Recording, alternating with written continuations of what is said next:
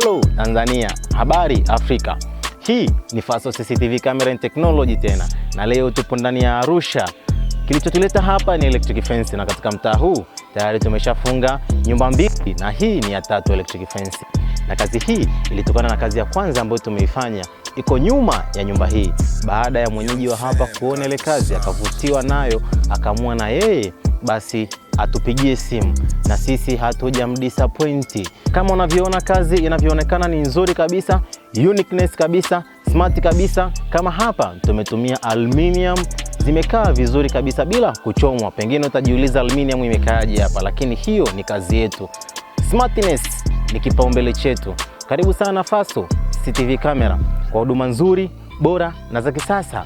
Tunapatikana Tanzania nzima na Afrika nzima. Sasa your security is your responsibility. Karibu.